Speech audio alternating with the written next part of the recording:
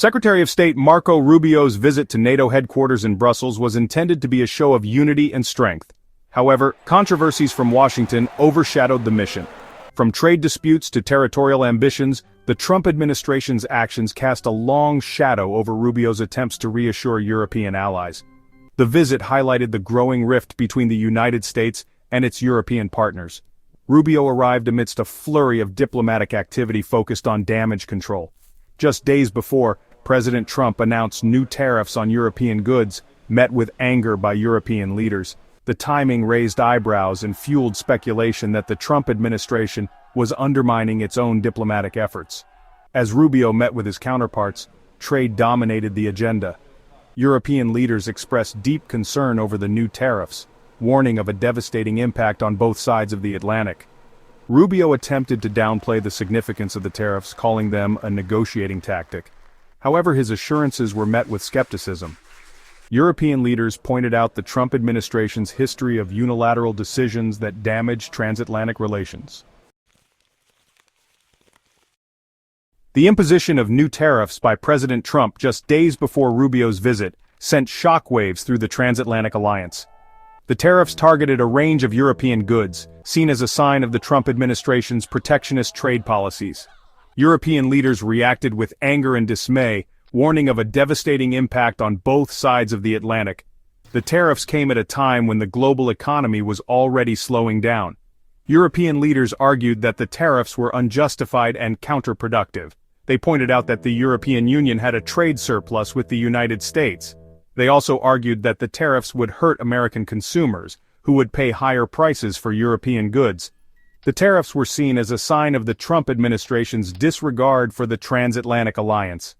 The United States and Europe have been close allies for decades, but Trump's America First approach has strained relations.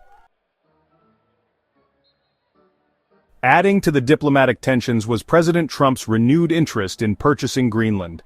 This ambition resurfaced amidst the NATO talks, straining relations with Denmark, Greenland's protectorate. Danish leaders, along with Greenland's autonomous government, reiterated their firm stance. Greenland is not for sale. This episode, perceived as another example of Trump's unconventional diplomatic style, cast a pall over Rubio's attempts to project American commitment. The Greenland issue highlighted deeper anxieties among European leaders about the Trump administration's foreign policy goals. Trump's transactional view of international relations unsettled many within NATO. The episode served as a reminder that long-held assumptions about alliances could no longer be taken for granted. Further complicating matters was a controversial visit to Greenland by Vice President J.D. Vance. Initially intended as a trip for the Second Lady, the visit was scaled back after Greenland's government clarified no formal invitation had been extended. The Trump administration downplayed the incident, but it was seen as another diplomatic misstep. The Vance visit, following the Greenland purchase controversy, reinforced the view that the Trump administration was tone-deaf to allies' concerns. Critics argued this approach risked alienating allies and undermining American credibility. The Greenland episode underscored the growing disconnect between the Trump administration's rhetoric and actions. While Rubio was in Brussels attempting to reassure allies, the Vance visit sent a very different message. Despite the controversies, Rubio pressed on with his diplomatic mission. He attempted to reassure NATO allies of the United States' enduring commitment to their security. However, these reassurances were coupled with a renewed demand for increased defense spending from NATO members. Rubio's call for increased defense spending was met with a mixed response. While most NATO members agreed on the importance of burden sharing, many argued they were already doing their fair share. Rubio argued that more needed to be done, warning that the United States would not continue to subsidize their defense indefinitely.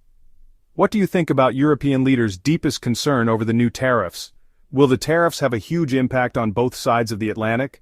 Also, do you think United States would ever stop to subsidize their defense to NATO alliance?